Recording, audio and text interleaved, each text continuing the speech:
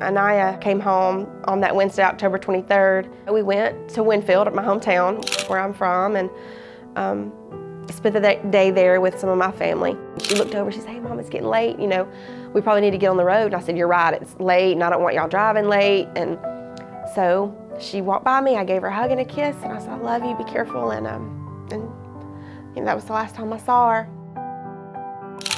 They found her car in Montgomery. And when they found her car in Montgomery and they told us, you know, it doesn't look good, it looks like foul play is involved, and I still didn't want to believe that that she was gone. You know, she was out there, we're still gonna find her. We're not giving up. I was the one who actually figured out that she was in the Chevron on South College. I called the police immediately and I was like, "Hey, she was here at the store at 11:21. She swiped her Venmo card. Like, go, get the video. You know, we got to find out." 2 weeks in, they got the video of the suspect. When Aniah walked in the store, he looked at her and you could tell she caught his eye. And then we see the video of Aniah checking out, paying for her chips, and she walks out the door and she's gone. No more. This video just into CBS 42 tonight. The suspect in the Aniah Blanchard case is back in Alabama at this hour. You know, they captured the suspect in Pensacola, and then I think about a week after he'd been in jail, he had made a phone call from jail and then had mentioned something about some evidence and to a person, and they went and arrested that person, and that person told what his involvement was and where Aniah was. When I found out, you know, what happened and who the suspect was and his background, and he was out on bond for 2 attempted murder and 2 kidnapping charges, and that's just what he was out on bond for at the time. There's an extensive history. I thought, I'm going to change the laws.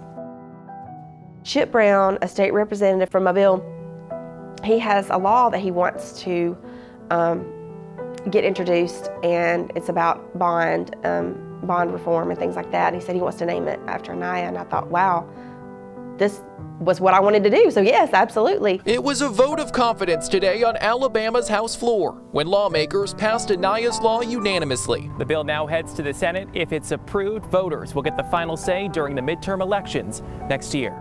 You know, you think that you can't be a victim. People think they can't happen to them. And so, you know, I kind of thought about that while she was missing, but then after we found out what happened, that was just the most important thing.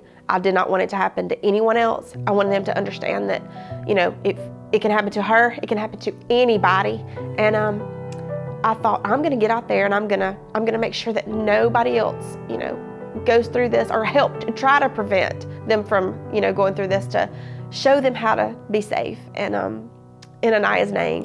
So I started a nonprofit called Aniah's Heart, and what our nonprofit does is we teach safety education, situational awareness, and self-defense, and also we have a search and recovery team. She fought.